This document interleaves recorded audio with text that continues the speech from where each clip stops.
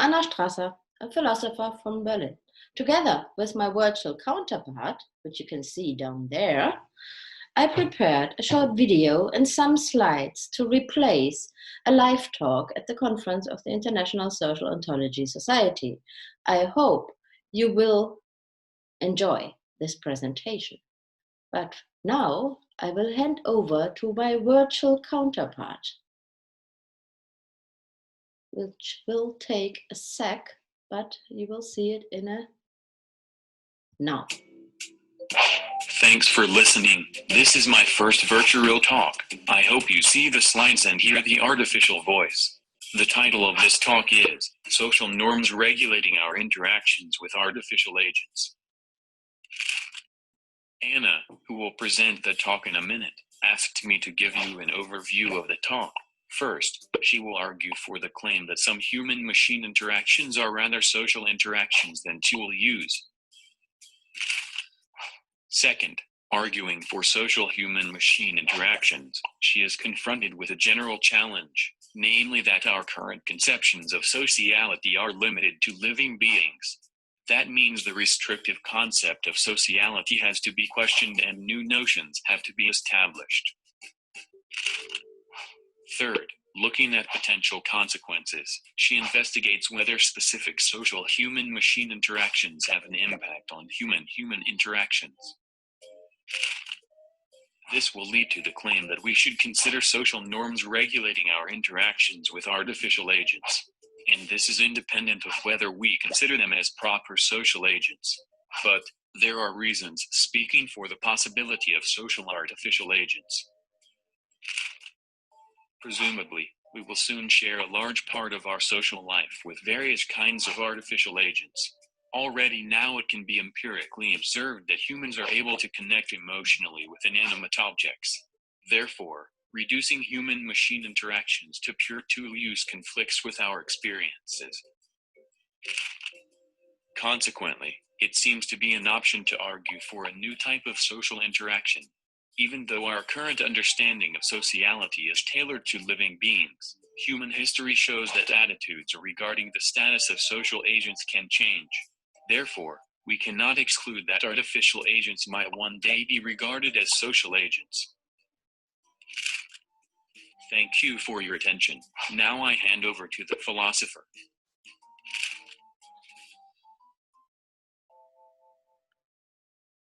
Okay, that's me again.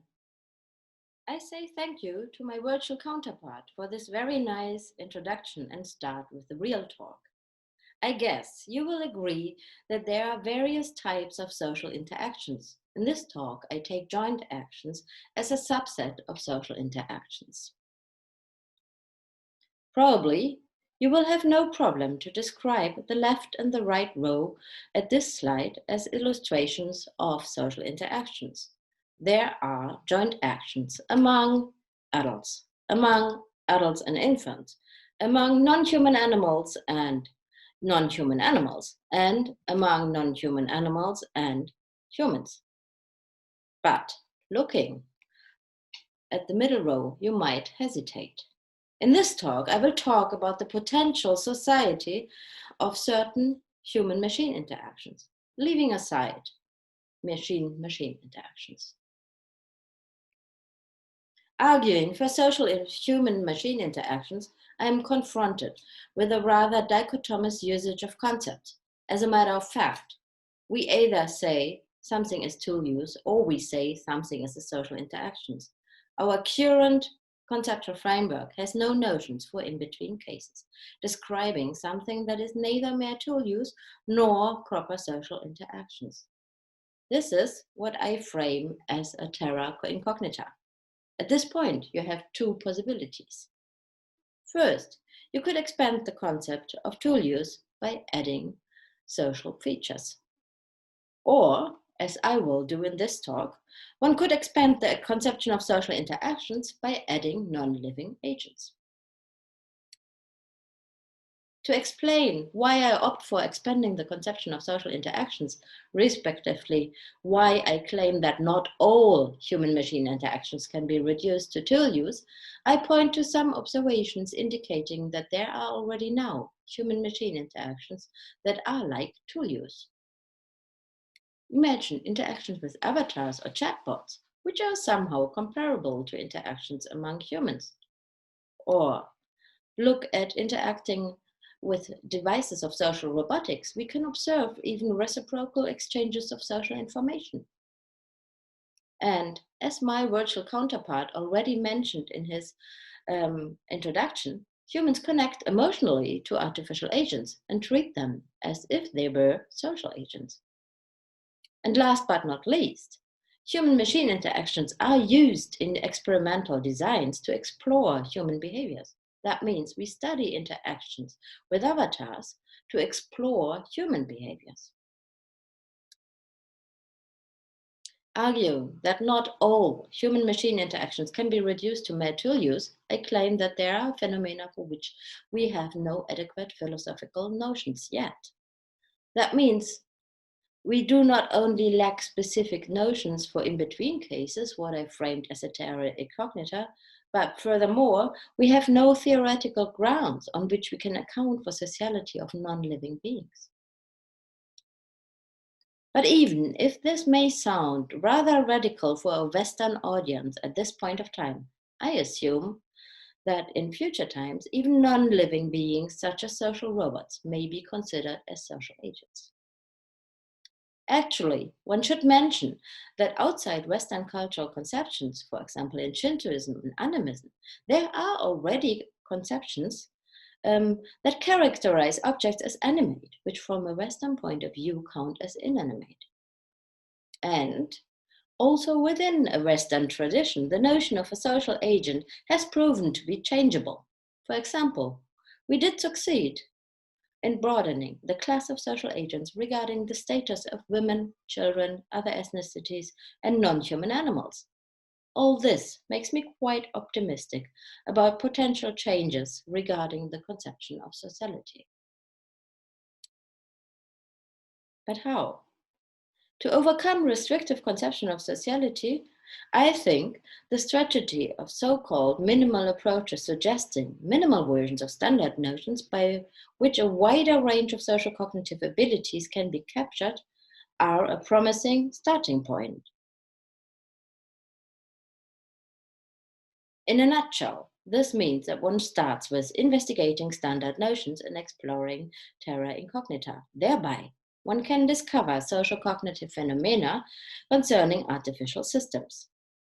Second, building up on the idea of multiple realization, we can question the demanding conditions of standard notions.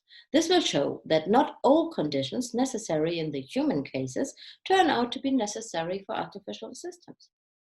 Third, clarifying a new set of minimal necessary conditions of social cognitive phenomena of artificial systems, we can start to develop new notions. In the literature, one can already find notions such as minimal mind reading, minimal sense of commitment, minimal joint action, and shared intention light.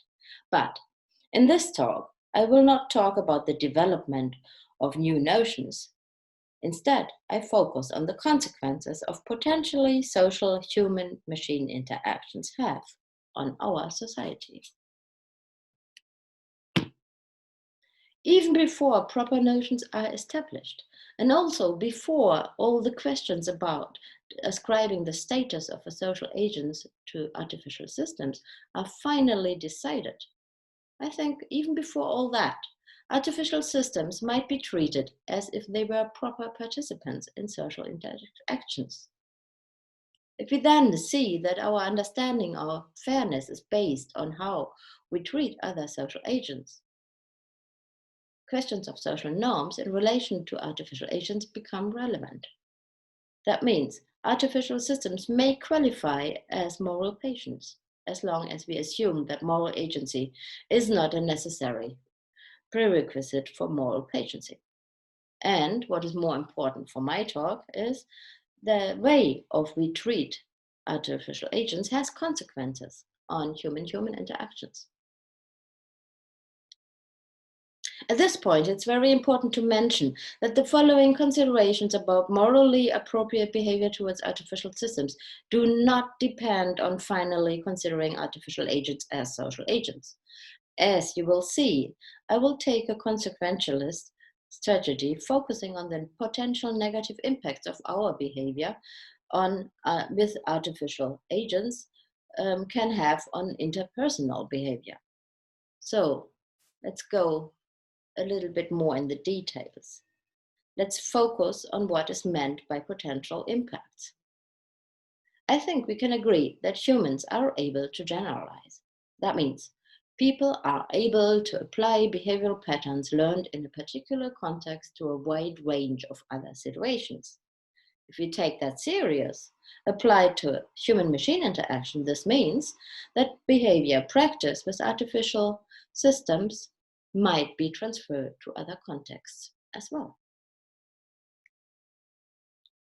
To give you an idea of how such a transfer might affect human-human interactions, I will give you an example. I assume that you all know Alexa. Interacting with this device, we use natural language and talk nearly the same way as we talk to other humans. Interestingly, the way we talk to those devices might also have an influence of how we talk to other humans. A friend of mine told me that he gave Alexa as a present to his mother, a distinguished British woman. Surprisingly, she treated her Alexa with particular politeness. Being asked why she did so and did not just formulate orders, she answered that she would be afraid that she would lose her politeness towards humans as a consequence. I think this anecdote is nicely illustrating how interaction with artificial agents may influence human-human interactions. Indeed, researching about Alexa, I found out that parents are complaining that their children unlearn polite language like using please and thank you. In reaction to this, the new Echo.Kids edition is advertised with the innovation that this device is now giving your child positive reinforcement when they say please and thank you. Of course, there are also desirable transfers. For example, positively evaluated transfers can be found in the therapeutic settings using virtual reality for the treatment of phobia. And for sure, it's also quite positive that pilots are able to transfer skills in a flight simulator to the real world. However, there are also behavioral patterns practiced in human-machine interactions for which one can only hope that they will not be transferred to human-human interactions. For example, interactions with sex robots may promote the ubiquitous idea that even living women are sex objects, and thus increase physical and sexual violence against women. The same is true for interaction with pedopods, as I will tell you in a second. Pedopods are child sex dolls, and I think it's really quite shocking that you were even able to find offers on Amazon in the year 2017 where you could buy such devices. As far as I can judge, most experts agree that children's sex dolls do not serve as a valve for pedosexual. Instead, they seem to lower the inhibition threshold to live out their fantasies. This means practicing with such a children's exponents makes it more likely to attack real children in the world. As a matter of fact, child pornography is already prohibited. Thinking about such examples, we should also regulate behavior with artificial agents. That means our social norms should also include behavior in front of certain physical objects. If we imagine severe violation of social norms, in which potentially transferred behavior is classified not just as a violation of social norm, but as downright criminal if it were be acted out with another human agent, then we come to the point where certain behaviors towards artificial agents become a moral dimension, even if you do not explicitly consider them as social agents. And if we want to prevent cruel misbehavior among humans, then we have to regulate behavior before it can be transferred. That's what I argue for. And that's why I'm adding that this should hold as long as we cannot preclude that this behavior is transferred to behavior with other human agents. Of course, there is still a lot of work to be done in order to formulate a whole theory. For example, analyzing factors supporting the transfer of behavioral patterns. Future research will include a detailed assessment of the risks regarding transfers. Furthermore, it will be investigated of how the risk might be reduced. And finally, it will be evaluated of how this knowledge may shape our future construction of devices of social robotics. To sum up, I started with the claim that some human-machine interactions cannot be reduced to tool use and should rather be considered as social interactions. Due to the fact that we do not have established notions for such in-between cases, I made the suggestion that one should develop new notions to overcome our current restrictive conception of sociality. Not really going into details of the debate about how to construct such notions, I focused on the consequences potentially social interactions with artificial agents may have. Thereby, I focused on the impact specific such interactions can have on human-human interactions. I argued that if people cannot avoid the transfer of critical behavioral patterns, such behavior should be regulated before it can be transferred. This is why I think we should consider social norms regulating our interactions with artificial agents. Thanks a lot for your attention and looking forward to meet you in the Q&A sessions. Thank you. And here you see the references for a while so you can copy them. See ya.